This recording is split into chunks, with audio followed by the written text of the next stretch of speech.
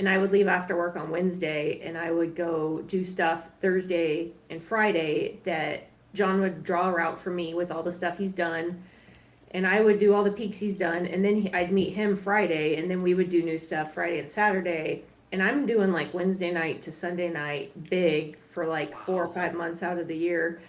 And I did that for 5 or 6 years until I caught up with him. And now I did do a few hundred repeats. he did do a lot of repeats. just a few hundred. Yeah.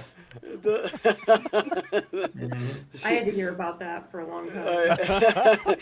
Did you hear about it all few hundred times? Like, oh, I've been here before. It was yeah.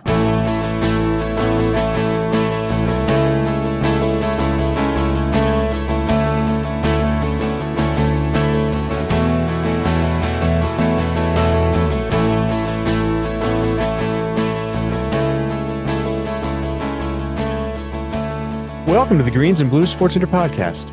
This episode, we sit down with John and Alyson Kirk of Lists of John fame and discuss some of their personal and website-related endeavors.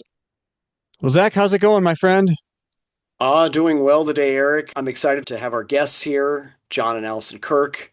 I have heard legends about the Kirks, and it's nice to finally be able to sit down and talk with them. You were able to arrange that because you met up with them. So I'm excited about that. I'm excited about summer being here, some hiking going on. Hopefully tornado season has passed us completely here in Oklahoma. So that is a good thing. How about you, Eric? How are you? I'm doing good. Like you said, was able to meet with John and Alyson a while back. Really fun to chat with them and just kind of begin to get to know their story. So took a bold move and asked them, hey, you ever want to talk with two old goofballs about the mountains and such? And they were game. So like you said, looking forward to talking with them and learning more about some of their story. A couple quick things to mention here before we jump into our interview with John and Alyson. For those of you that don't know, here are some data points going into this. There is a website called Lists of John. Many of you probably already know about it. We mentioned it in our last episode at the very end. John has studiously accumulated pretty much the most accurate website for all peaks. Heck, I know at least above 8,000 or 9,000 feet, and even like you said, some state high points in America, some peaks in Mexico and Canada. He's accumulated all this in a easily accessible website format that is super up to date. It includes the latest GPS data on the elevations of peaks. It allows you to input a list. He's done all this for free over the last, 15, 20 years. It is truly comprehensive. So when we say John Kirk, it's Lists of John Kirk that we're talking to today. And probably the other data point, if you go to Lists of John and you look at people that have entered in their lists on Lists of John of peaks hiked, it will actually give a ranking of all the people that have hiked peaks, a number of whom have been guests on the show here before. Jerry Roach, Jennifer Roach, the Collards, the Coonies, Laura Clark, all featured prominently. Even Eric Fredrickson is on the list. Featured not so prominently. Maybe not as maybe you may have to page over a couple times. But the very, very tippy top of that list are John and Alyson Kirk.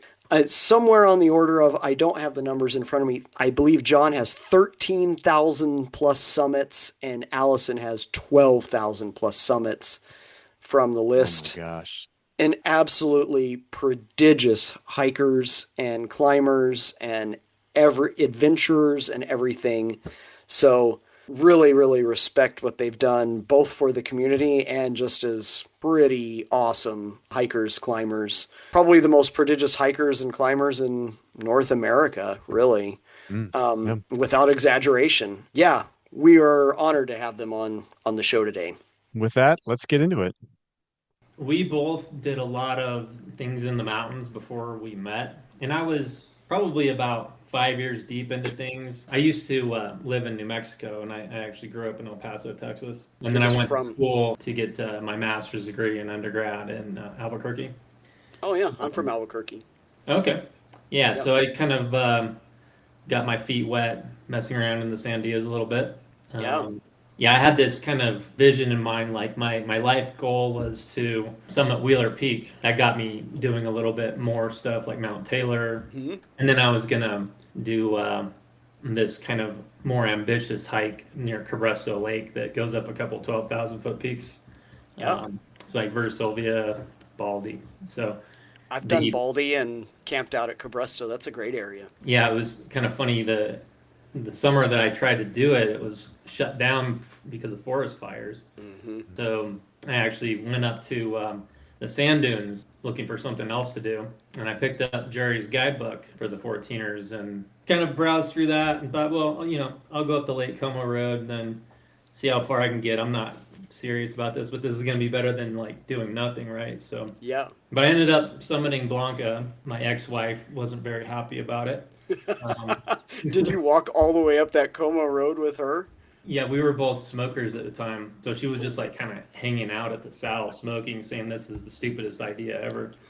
Um, and then, yeah, so I did Blanca, and I was really proud of myself, and thought I need to do more of this, and made a few more visits when I still was going to school in New Mexico, and then decided to move here and take on the 14ers, and then took off from there. I had a bad addiction to alcohol, among other things, and kind of transitioned out of that into just being full on obsessed with mountains.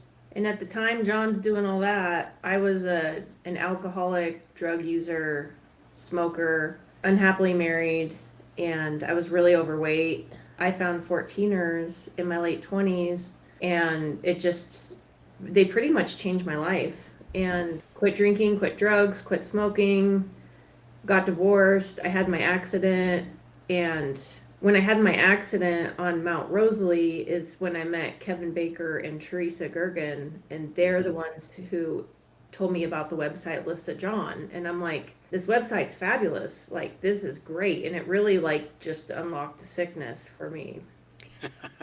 That's an interesting turn of phrase. Why do you put it that way, Allison? Well, I mean, then I meet John 6 months after my accident, and I mean, Jerry's book was great, but just to have all these lists, I'm like goal oriented. And then John and I meet, and then I just find these lists, and it was like we had like all of Colorado to just do what we love and like, no, like set all these goals, and it was kind of over from there. It sounds like you two have very similar backgrounds or at least adult trajectories. Yeah, we had unhealthy obsessions and kind of found a way to channel that into something a little less self-destructive. Yeah. Um, Although I keep falling off these mountains. yeah, it's a different kind of destruction. It's healthy, for the most part, right? Like, yeah. So, I mean, it sounds like for both of you, there's this kind of transition point where you're enjoying the mountains and dabbling, and then for both of you, there's a point where it becomes something more. Is there a moment where that happens, or is it gradual for both of you where you both become, for lack of a better word, obsessed? I don't think we dabbled. I think when we met, we were both healing from so much past trauma. We went head in. Yeah. Like it was like two kids in a candy store, and it really hasn't stopped in 15 years. Yeah, I think, as soon as I did Blanca, I was pretty convinced I was going to end up doing all the 14ers. Oh, wow. What was it that made you feel that way? It was just so far removed from anything I'd ever done before, as far as expectations. Like, I had built it up in my mind that Wheeler Peak was going to be really hard, and, this is like something you have to actually train for and get experience. And then, I did Blanca, and I was like, wait, I could do like 14,000-foot peaks. Like, I need to do all of them. Yeah. Wow. There's just something about being so far removed from what the average person is doing that just really has never ceased to keep me driven to keep experiencing that kind of thing. So John and I had these moderate goals. His were a lot grander than mine when I met him. But then we started doing all these peaks together and just achieving these lists. And I see Teresa is telling me, oh, people finished the 13ers. People finished the 12ers. And then like, it's like all these seeds are just being planted. So it took us under a decade and we finished the 13ers and then the highest 1,000 and then the 12ers and then it just keeps going. That's phenomenal. What are your collective hiking lives like then? Are you guys, we've talked to a lot of other people where they work during the week and then a minute Friday comes at 5 p.m. they're like jumping in the car, going to the mountains. Is that you guys too? Or what do your lives look like? When I met John, he had so many more peaks done than I did for as far as like 12ers and 13ers. And I didn't want him to have to repeat all of them. And so I own my own business. And so I would like go big at work Monday through Wednesday during the summer times. And I would leave after work on Wednesday and I would go do stuff Thursday and Friday that John would draw a route for me with all the stuff he's done. And I would do all the peaks he's done. And then I'd meet him Friday and then we would do new stuff Friday and Saturday. And I'm doing like Wednesday night to Sunday night big for like 4 or 5 months out of the year. And I did that for 5 or 6 years until I caught up with him. And now I did do a few hundred repeats. he did do a lot of repeats. just a few hundred? Yeah. I had to hear about that for a long time. Did you hear about it all few hundred times? Like, oh, I've been here before. It was yeah. I made sure that it was known Yeah. after a while. That was the first like 5 or 6 years. And then we finally got to a place this past summer.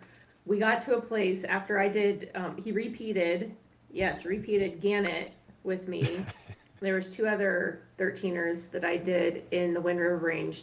So now we're even, like we have the same ones. So we do the same stuff now with traveling, which for everything that we have, it's really like we work our normal jobs. John is a finance director, like Monday through Friday.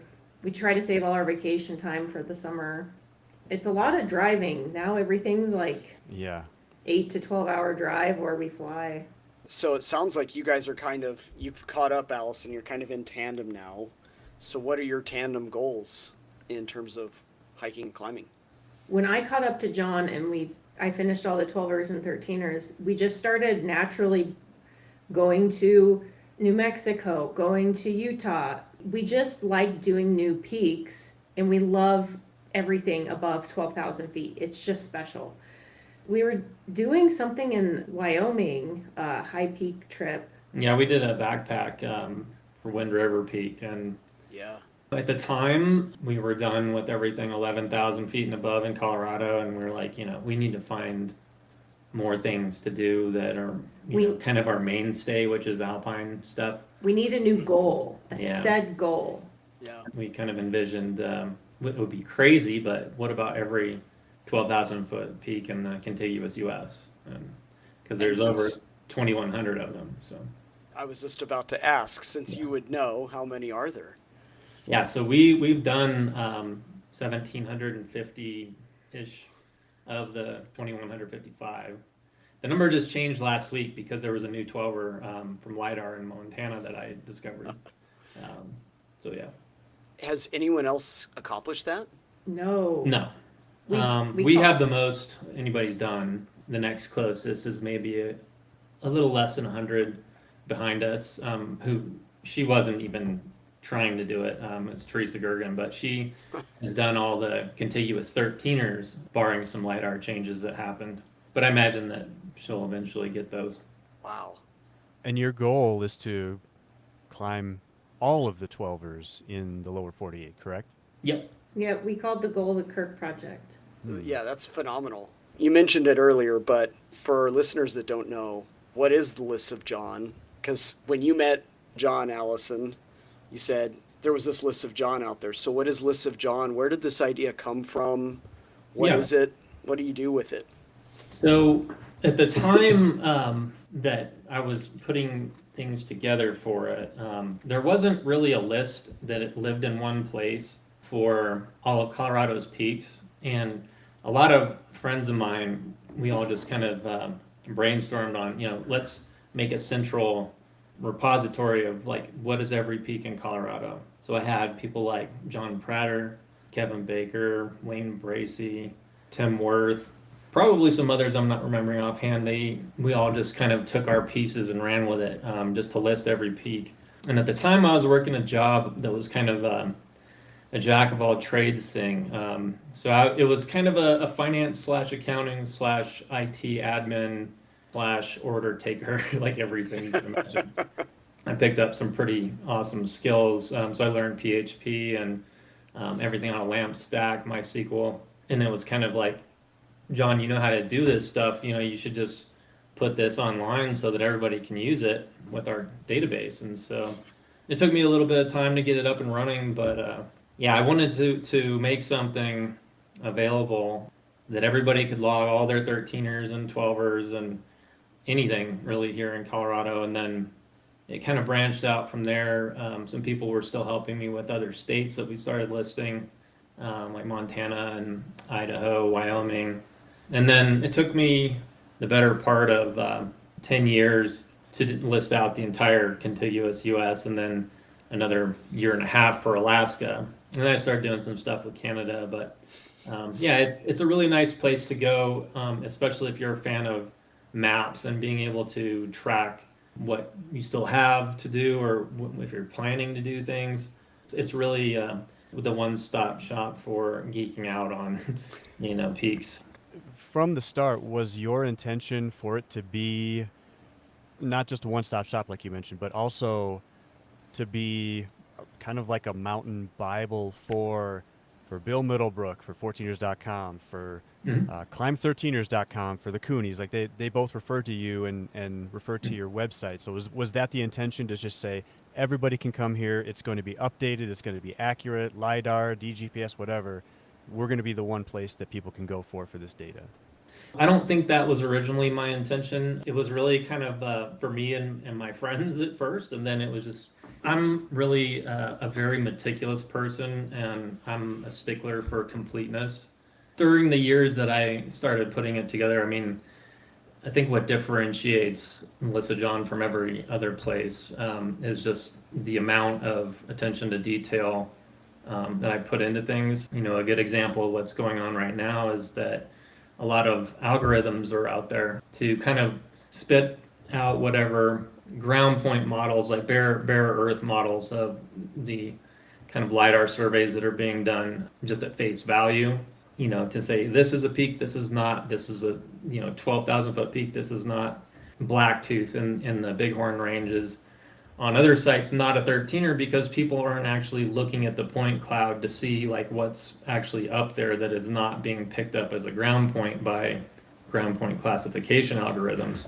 So I just finished up everything except for the White Mountain Range in California, for everything 10,000 feet and above in the contiguous US, where I've actually gone through every single point cloud and looked at it visually and analyzed it visually, cross-referencing that against maps and satellite imagery, being super diligent about all the details and making sure I get it right, rather than just having, something spit out what the results are for me and doing all the work.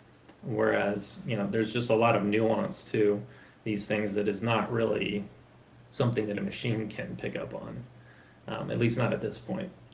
So, yeah, in terms of the vision, it just kind of is a snowball effect. It's like at one point it was the best information out there, and so it's just I kind of want to keep it that way. So when you guys start doing this, you and your friends, are you literally just looking at maps and collating them? Because I'm sure the technology, your ability to look at things, has changed over the last set number of years, yeah? Absolutely. So what's that initial process look like? So back around 2004, 2005, the best thing you can do is to get offline maps. What we were using was National Geographic topo software, which is really clunky these days if you compare it to something like CalTopo or things you can do online. But, that's what we use. And, I kind of hacked the resource end of it a little bit to make things a lot more streamlined, where I could extract waypoints from it, and then I had them kind of pipe delimited in a way that I could just paste it into a spreadsheet, and then I would concatenate that with SQL statements and then put it into my database. Just standard stuff you do if you're in IT, but You just yeah. spoke Latin to me, but Mhm. yeah, I don't understand what you just said because I teach philosophy at a college. So, Okay. I have an undergraduate degree in philosophy. I've oh, said that cool. for most of my marriage. I don't Yeah. understand what you said. I mean, it's brilliant what you're doing, right? Like, it sounds like a lot of just grinding data. Yeah, it's a lot of repetitiveness. Every here and there, you'll see something that sparks your interest, like, wow, I didn't expect that, or this is something that nobody's picked up on before, or I don't know. Being the first to market with a lot of this stuff was, to me, kind of cool and very motivating. Like, what are the highest thousand peaks in the U.S.? Hmm. Or like, how many 11ers are there? Those kinds of things that people have never really asked the question, or maybe they have, and didn't want to go through the 2 years of work figuring it out. Do you profit from this at all? I wouldn't say it's profitable necessarily. There are a number of people who donate, and you get a little bit of extra feature use. A lot of it isn't that helpful unless you're kind of tech savvy anyway.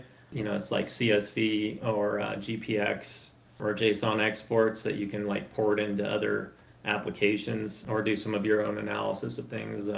It's open-ended, whereas a lot of other places kind of have their data locked down, but you can do a lot of different things with the data that's on there. I don't know. I like to try to give people, as much access as they can. But as far as how the donations end up, I mean, I probably spend to this day, I mean, on a weekly basis, I'm probably looking at LiDAR for 30 hours or so. Um, and nobody's paying me to do that. The site's on a private virtual server, and that's less than $2,000 a year. The rest of it, I think, covers kind of my gas to go um, put up trip reports and investigate things. That's the way I like to think about it. Allison didn't find lists of John and think, wow, somebody's getting rich off this thing. I, I often wonder how many people think that that's what I do for a living, and yeah, I would be actually, one I guy. have to admit, having seen the site, I thought the amount of labor that went into it, I thought it must be what you do for a living. Like, People have said that to John and I, just like with everything we've accomplished. yes. You guys obviously come from money and don't work, or we've gotten a lot of that. I figured you guys were just great with your funds, or lists of John was bringing in more cash than it really was. I had no idea. Like, what a labor of love that is to do something like that. I have a page where you can see it's kind of a credit to people who have donated, and I mean you can do the math. It's on average, some people do a little more than 20, which I appreciate, which is kind of the minimum for some extra features, and being able to see who's done peaks. Like if you go to a peak profile page, it'll list all the people who have done it. There's a bit of a paywall for that. Otherwise, it just tells you how many people have done it. But yeah, I mean, if you go to this page, you can look at the number of people who have donated and multiply it by say $22 or something, and gives you a rough idea. It's somewhere between like 6 or 7,000. That's all it makes. Wow. I'm curious, John, as you're talking about how your site was built and kind of maintaining it and all the time that you spend on LiDAR. So new data that comes out for something like East Crestone versus West Crestone, or a new state high point for Michigan. So when that data comes out, I guess what are your thoughts on maintaining all of that as new information comes in? How quickly does new information come in? Is there a lot of maintenance there? Like, what are your thoughts around all of that? I've incorporated a lot of Eric Gilbertson's data, which is very well put together and professional, and some of it's been peer reviewed, I think. But yeah, as soon as he surveys something, or anybody who has credibility with DGPS, those instruments are more accurate than LiDAR, and it's really used to kind of settle disputes about, well, there's a 1 foot error range for LiDAR that's on either side of, say, the summit and saddle. So really you're dealing with like 1.7 feet of variability. These digital surveys with a highly precise GPS tend to be the best source of truth. So when those come out, people are generally like informing me about it, and I'll integrate those results as quickly as I get them. But yeah, I mean, it's a very time-consuming process to do that because you have to climb the peak, leave the equipment up there for X amount of hours, and then do X amount of hours of post-processing and that kind of thing. So, LiDAR I can get through one tile in probably 2.5 minutes. So it's a really different process. But I appreciate the work of anybody who's going through all that trouble. Are you attracted to doing that at all, or are you comfortable kind of relying on other people that are doing that work? I'm not so sure I'd be. I mean, I don't know. I'm too much of a. Maybe it's ADD. I just couldn't sit that long or wait on. I'd probably go do some other peaks and come back. I don't know. Yeah, right. Sitting there would be a problem, and I know it would be for Alyson. So. Well, and you guys, it sounds like you don't like repeating a bunch of peaks. So if there's ones on the margins that you've already done, you may not want to go back to it, right?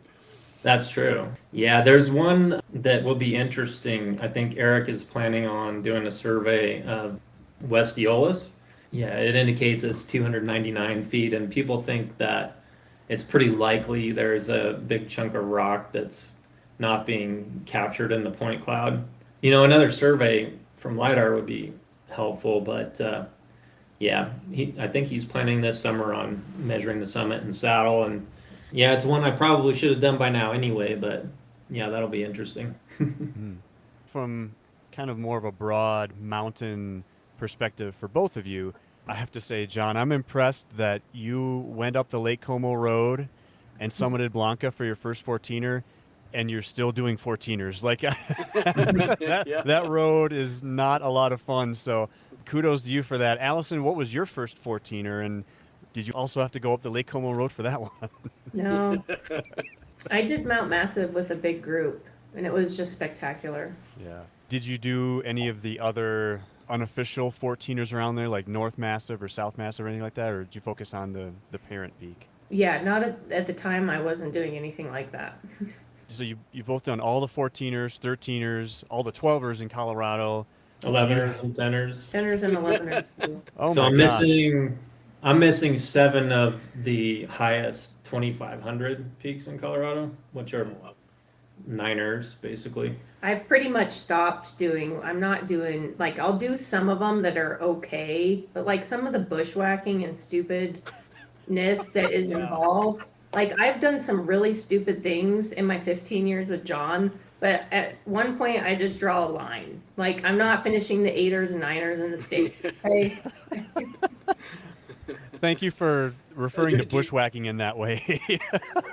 How many 8ers are? I haven't even heard anybody go that far. How many 8ers are there? Is that a thing? Is that? I don't think anybody's targeting that specifically.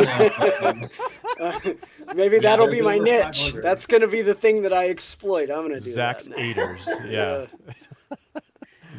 We really like finishing counties too. So John's just kind okay. of like working on a county, and all we have left are low peaks. So it just ends up being what he does.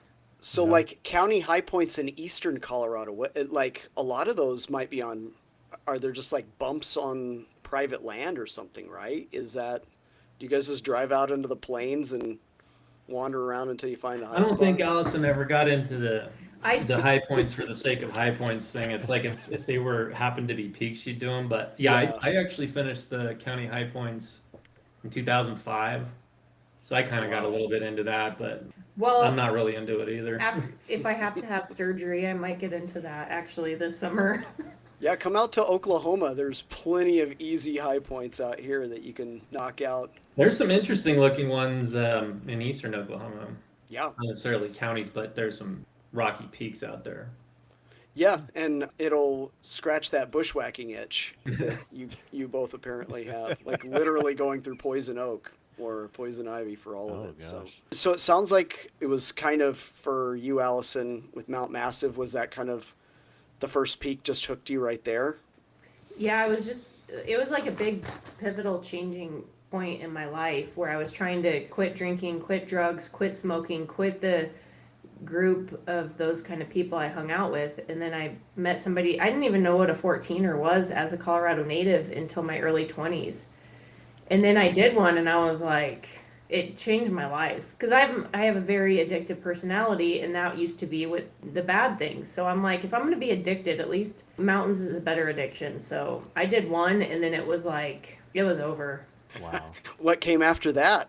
I grabbed Jerry's book and I did all the 14ers in a couple years. Then I grabbed the 13er book and I did as many as I could. And I grabbed the Lost Creek Wilderness book, and I was just repeating 14ers all the time. And I'm like, this is stupid. Like, where is all the information on doing new peaks? And then I had my accident, and then I found Lissa John, and it was just downhill from there, or uphill. Do each of you have a favorite 14er and 13er and 12er? Let's go that far in Colorado. For me, I would probably say Crestone Needle is my favorite, just because it's one huge piece of rock and it's a very unique route. There's not that much choss. I think it's just like a really clean peak. As far as 13ers, yeah, it's interesting. You know, I would say outside of Colorado, like there's just some really mind-blowing stuff. But I think Coxcomb is a really That was our first date. spectacular. Yeah. Coxcomb was your first date? Yeah. Oh, wow. That's fun. Yeah. I guess 12er would probably be Shark's Tooth in Rocky Mountain. How about you, Allison? Allison? Do you have favorites? I would say Uncompadre is one of my favorites for 14ers, just because it's spectacular. I did it with all of like a bunch of my family, which they don't hike, so that one's fabulous. And then for 13ers, Ulysses S. Grant is the peak that John and I got married on, and that one just That's cool. holds a special place in my heart.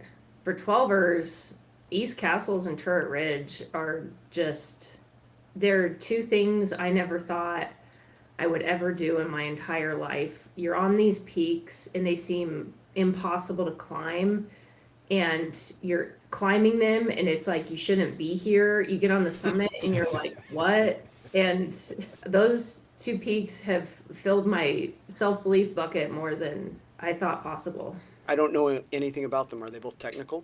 If you looked at a picture of both of them, you would just like feel kind of nauseous looking at it. I mean, Turret Ridge is in the Cimarron range down by Ridgeway, and it has, I think, 5 pitches of decomposing volcanic tuff and it has this lichen traverse that you have to do at the top that you're just exposed to hundreds of feet of drop, and like handholds are dropping, like pulling out as you're doing it. Oh, I mean, people don't climb this peak because it's so dangerous and it's so technical. And then we thought we had finished all the 12ers, and then LiDAR came out, and then East Castle became a 12er, and that's by Crested Butte, and that has, I think it had one reported ascent of it, and that one is just, it's just next level. To me, it was a different league than Turret Ridge because it's very continuous. In my opinion, like the climbing that exists on Turret Ridge is kind of broken up and not that sustained, but you really have to be 100% with it for quite a ways up East Castles. Most of it is in the 510 range. 510B is kind of the crux pitch. Yeah. Are you lead climbing that, John? Or No, a friend of ours, Aiden Hughes, he led it. I wouldn't really feel that good about leading it personally, just because there's a lot of run out sections where you just need to be keeping your head together. This kind of climbing needs to be, in my opinion, 4 or 5 grades under what you're comfortable doing. We did that. Yeah. We got to the summit, and I printed a sign because it was on our 12th year and wedding anniversary. It was so epically hard and spectacular, and just, it was kind of like, this is how we need to close finishing the highest 12,000 feet and above peaks in the state. So it's just epic and special. Did you ever think, Allison, given the life you had before, that you would be doing something like that? No, not at all. Yeah, it's one of those things where, I go back to my childhood mind and imagining to myself, what would I think of myself doing this as, a child looking at it. And, it makes me proud of where I've gotten to, and that I ventured out and did something unique and different. It's not what I would have expected for myself. You both are singularly accomplished. Like, it's amazing what you guys have done. I want to come back to Ulysses S. Grant. I know that's a pretty special basin to get up there, but why'd you guys pick that peak for a wedding spot? Because we were there the September we had just started dating. Like we were a month into dating. Yeah, we kind of fell in love there, and When I met John, he started saying these things. I would say, "What are we doing this weekend?" And he would like say, "List peaks off." And then he would say, whenever I started to learn, whenever he says this, I should get worried. And he would say, "These have never been combined." Yeah, that phrase signals things. So we're up there on this beautiful September afternoon, and it was like a 5 or 6 pack 13er combo that was just absolutely a lot of hair raising stuff. And he said, "I love you" on one of the peaks. And then that was the first time he told me he loved me on the first peak and Golden Horn. And then the last peak we did that day was Ulysses S. Grant, like as the sun's coming down. It's just the alpine glow. It was just, that basin is just absolutely spectacular. When we got engaged and we're talking about our dream wedding, we're like, it would be on a peak. Like, let's get married on a summit. And then it was just so easy to think of that one. Because then you're looking down at Island Lake below. And then that's where we brought rafts up to. And we rafted there for our wedding night and spent our wedding night on the island. Oh, cool. That's super cool. It's probably one of the best places you could do that in the state. Singular in that regard. It got Instagram famous for a minute, didn't it? And Yeah, I went back did- there a couple years ago and I almost felt sick because when John and I did it, over a decade ago, there was like 0 people there. Like we saw 0 people. And then I went a couple years ago and I was like looking around and it was like a train of hipsters and just like all kinds of stuff. Like I just everybody getting their selfie. I didn't even know Yeah. what was going on. became like a viral Instagram thing to go. I mean, isn't it weird how that works? How Yeah. virality works. I mean, I think they had to close it off for a certain amount of time to let it kind of rehabilitate, didn't they? I'd believe that. So you guys listed your favorites. Do you guys have least favorites amongst the many thousands of peaks you've done, or should I not say such things? I mean, when you say that, whenever we finish a peak, we say like, I'd repeat that. That's a handful of peaks. There's so many peaks that sucked, but there's just one. It was like a random dumpster in California called Lamina Benchmark. And I remember losing pieces of clothes because the bushwhacking was so bad and like Yeah. you're crawling under it and it was like like a tenth of a mile hike and I'm like swearing at John, like we're getting divorced. Well, that tenth of a mile took over 45 minutes, just to give Oh, you a wow. clue Oh, what my. the chaparral was like on there. Can you think of any peaks? I can think of a lot of experiences that I regret, but Yeah. Yeah. in terms of the peaks themselves, I mean, Be happy to hear about a regrettable experience too. That If you're Well- willing to share. yeah, if you're I would willing to say, share. for me, so I did Cathedral Peak, which is a centennial, with some friends, and we went up the couloir, did the summit, came back down, and I thought, oh well, I'm gonna save some time here on this like low angle snow and like do some butt glissading. And I ended up breaking myself on a rock I couldn't see underneath the snow and cut open the back of my leg. And I was really kind of upset about it because I had, 2 or 3 more peaks in mind that I was going to do after that. And then I tore my pants and yeah, it was just, it left a bad taste in my mouth. If you're going to butt slide, be sure that, be really confident that snow's deep enough. That would be Yeah. a good piece of advice.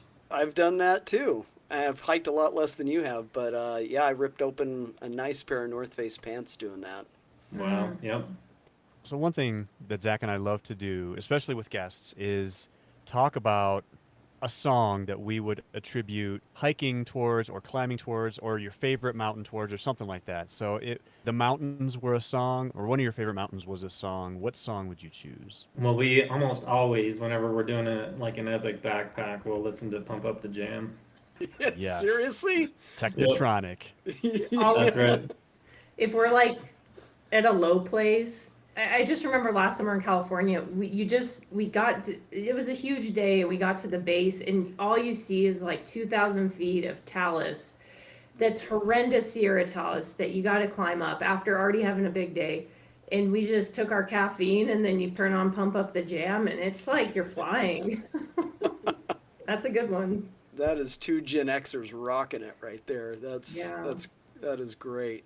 In terms of other genres, I would say one that kind of, for me personally, kind of definitely goes with the mountains is The Foreigner by Paul Bearer. It's a little bit of doom metal, but it's Okay. very much an exploratory kind of song. Like you're somewhere checking stuff out you've never seen before. Yeah. That's cool. Is that what keeps you guys going? I mean, obviously you guys have a love of fulfilling these goals. What else is it that's the seed of your inspiration here and motivation? I live for how special the backpacking trips are that we've done in our life together and we still have to do. There's nothing that beats going through different valleys, the wildflowers, the wildlife, the storms that you get in, looking for that best campsite, achieving the peaks for the day, getting back to camp, and just sitting in that chair and just feeling so fulfilled. Backpacking with John is just like my favorite thing to do in life that I hope I get to do till we're very old. Yeah, the sitting in the chair thing is something I highly recommend. So, like a Helinox chair is probably the MVP That's probably piece of gear. That's probably our favorite piece of gear. Yeah. Which one? What are we talking here? So we didn't travel with a chair backpacking for many years. And you get back and then you're like just sitting on your legs weird by the fire and you're just so Or uncomfortable. leaning against a log or on a something? log. Yeah, and then you got splints in your butt and spiders crawling on you. And then our friend had this chair and we're like, we need to get one of those. And then we got it and we were just like, probably one of our favorite pieces of gear. Yeah, so they're I think 1.3 pounds and they fold up pretty nice. They take up about the same amount of space as a water bottle. But yeah, it's a portable chair. It sounds like it's well worth it. Oh, yeah. You got that's poundage you're willing to carry all day, Oh, any yeah. day. Totally. Yeah, it's really kind of the regrouping station for me. I just sitting with my hands in my head for a while. And we like really we love fires at the end of the day, sitting in our chairs. A lot of times we'll just turn on good music and just sit there in silence and just stare because we're exhausted, but it's also just so like fulfilling. You're really alive in those moments. Yeah. I have one last question. I mean, you guys are prodigious hikers. How do you stay in shape for this? Well, I don't have a problem with that because I like training for hundreds throughout the year. But this is going to be the most challenging thing I have to deal with because if I have to have surgery, I'm in a no non-weight bearing for Yeah. 6 weeks. And my plan is I won't have much cardio, but I'll keep up with all my strength training. Otherwise, I run year round and I'm pretty much in shape year round. Running and trail running, but more specifically, yeah? Yeah, trail running. Yeah, so I kind of ramp up my training in the spring. I kind of like let things slide a little bit in the wintertime, and I kind of transition more into rock climbing. Last weekend was the first time I kind of got out and did some new Colorado peaks, and I'm going to do some more tomorrow. But, I do like Green Mountain right by our house or Morrison.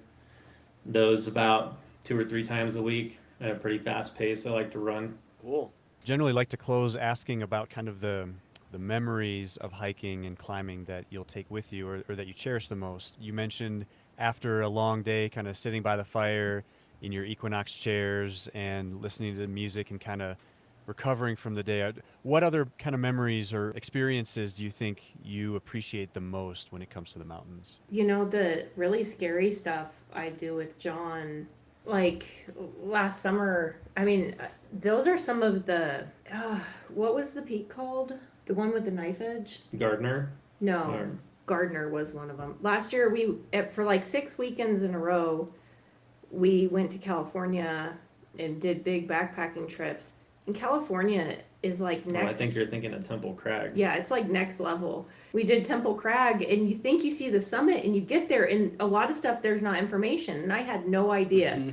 I thought I got to the summit, And then I look and it's just like the most exposure I have ever seen on this little step with this knife edge. And it's just like, and John just goes for it. And I'm like, just like pumped and like, I don't want to do it, but I'm going to do it. And so I do it. And then it's like those moments and a lot of the more dangerous rock climbing, scary stuff, it builds confidence. It imprints like this conquering courage, a lot of feelings that you don't get just doing, like a class 1 hike to the summit. Right. So those are probably some of my favorite memories. Yeah, so last summer we did kind of this assault type of backpack on our remaining Titcomb Basin 13ers in the Wind Rivers, and we had this epic day that started with Gannett, Oh. and then we did Pinnacle Ridge and Woodrow Wilson, and we both fell through crevasses. We were like roped up for most of the day. Very long day, just brutally exhausted getting through all of it, and then you get to camp and you make your food and you sit in the chair, the Helinox chair. Like the And- hike he's talking about, I was dreading for years. I had been so scared of this. Yeah, I had to talk her into it. Like I didn't For years. like John would bring it up and I'd just be like, like maybe next summer. And because I don't like snow. I don't like crevasse snow. I don't like steep snow bars. We had to cross this hair-raising snow bridge that was like, you could hear it like, oh, is this going to be the step that I go in? And I didn't want to do these peaks. And I knew I wanted to finish the Wyoming 13ers. I just wanted to make these the last ones. And then John would just get on me. And so last summer, he was just finally annoyed me enough that I was like, fine. And then you had your fears confirmed. I did. But that day that he's talking about is probably one of the most spectacular, hair-raising, scary, memorable experiences of my entire life. Yeah, I mean, for me, it's like, it was just so raw. Nature is not necessarily hospitable whatsoever in those kind of environments. And it's just kind of seeing what you're made of when things hit the fan. My favorite thing with John is that we've been in some really hairy predicaments. And so, for example, years ago, we did Kirakonti Needle in November. And that area gets very cold, even in November. And you have limited daylight. And we blew up a raft, we rafted over, and then it's like multiple pitches of rock climbing.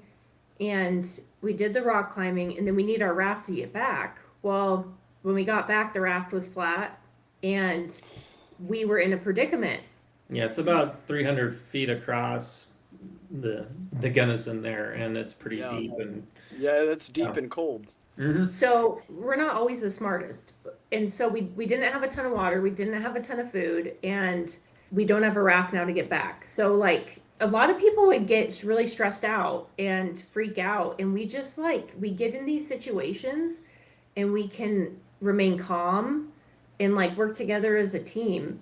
And it's really beautiful. yeah, we had to improvise and come up with a plan to get out of there, which involved going through some land that you're not supposed to be on to reach Highway 50, but it's that or you're dead. I got lucky and had service, and we would have had to go through private property and then hike 20 miles back on a highway, but I got service, so we got lucky and got Jerry Roach to come pick us up. Yeah, so that's kind of full circle, we started out talking about Jerry's book being my kind of gateway to the 14ers, but then he's your Uber. Man. Yeah. He was our peak bagging Uber. Wow, what a story. Gosh. Yeah, you guys hit some gold there. Yeah. That Wyoming experience and that together. Yeah, it sounds like you guys are kind of an ideal combination. Sorry, John, but Alyson's maybe got appropriate levels of fear. And and your fear index is maybe a little higher, what you're capable of or what scares you. And between the two of you guys seem kind of indomitable. Like you guys can just do anything. That's right. I just got to get fixed up. We're probably not going to have as big a summer as we hoped for, but we'll do what we can. Well, you're more capable than 99.9% of us, so appreciate you guys coming on here. Really appreciate your stories. This was really nice. Yeah, this was a lot of fun. Thank you, John. Thank you, Allison, for joining Yeah. us and You bet. sharing all of your background, your wisdom, and stories. This has been really cool. Thank you Yeah. Thank you. guys. And thank you, John, for providing lists of John. That's Yes, just thank an you. amazing contribution to just regular people like us. I nerd out and just look at people's trip reports, or I look at how much Columbia Point has changed based on Yeah. DGPS, or just whatever. I find myself going down all sorts of rabbit holes. So thank you for your list of John. It's a fun website to snoop around and nerd out at. Yeah, you're welcome. Yeah, if any listeners have any questions about things on there, there's a way to contact me personally, and it's just ask a question when you're logged in your profile page.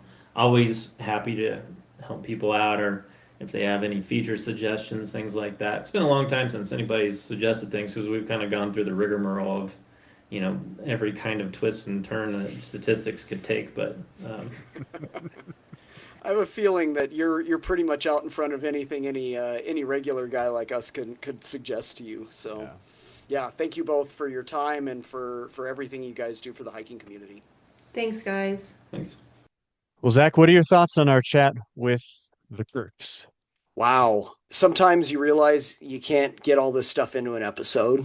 Uh, we said at the beginning of the episode, I mean, between the two of them, what, 25,000 summits? Mm. How are you going to pack that into an hour discussion on a Saturday afternoon? I guess we should say one thing here. Allison, very shortly before, not like immediately before, but a few day or a week before our recording, had a pretty nasty fall Mm. while descending off a mountain, and she's it's going to require surgery. She's pretty significantly injured. Allison was a real trooper to be even a part of our podcast, just to be on here. We really, really appreciate the fact that she even wanted to do it. We gave them an out too. We're like, you don't have to do this, and they were like, no, no, Hmm. we want to, because that's got to be painful. And for someone who just deeply loves hiking like she does, real setback. So before we say anything else, Allison, we both hope that you have a speedy, short, and full recovery, and that you're back out putting all of us to shame in short order. Indeed. During the podcast, I kept thinking she could probably smoke me up a mountain on one leg. Like, do you have any thoughts, Eric? Yeah, I agree. We felt bad for Allison when she shared that. And as far as our conversation with them, it just like you said, when conditions allow, they're always hiking somewhere, whether Mm-hmm. they are in Colorado close to home, whether they are on a trip trying to tackle like their 12er project, their project to try and summit every 12er in the lower 48. I don't even have words for that. You know what's funny? You mentioned being able to find where folks rank on lists of John. If you look at both of their profiles on there, they're both in the 81 to 82% range in terms of percent completion of all of the 12ers in the lower Woo! 48. So they both have summited over 80% of all the 12ers in the continental US. I don't even know what to say about that other than Other than that's like good talking, gravy. that's like pickup basketball players talking to Michael Jordan about, that's the analogy that I have. Like, we are so far from that. Like, For here, sure. I think I know what my number is. If I went on List of John, it'd be around 210 peaks, right? Yeah. Like, and for probably a fair number of people, 210 is A chunk, lot. right? Oh yeah. And I've never counted the 10,000 ones, or maybe I could bump it up in the 230s or something, right? That seems like a lot. That's nothing. You could take 230 peaks off their overall tally and still have 13,000 peaks or 12,000 peaks. I mean, yeah, Oh. just a drop in the bucket. Yeah, them doing almost all the 12ers, just absolute beasts. Yeah. Yeah. And kind to give us their time, like you mentioned in the intro, kind to give us their website. Like, Yeah. of course, anyone that's so inclined can donate to their website, which can offset some costs here and there. But my goodness, to set it up in the first place and then to maintain it, like you said, Mm-hmm. when DGPS comes out and there's a debate about the crest zones, I'm reading forums somewhere and I'm like, oh, what does List of John say about that? And I go there and sure enough, there are updates about what the prominence and the elevations are of both West and East Crestone. He's already up on it. So it's wonderful that they do that for us in the community. And it's wonderful that they sat down and chatted with us and shared a little bit of their story. It was really great to do. John mentioned near the end of the podcast that he regularly devotes between sometimes 20 to 40 hours a week to the website. That is unpaid, uncompensated. It's just because it's a passion.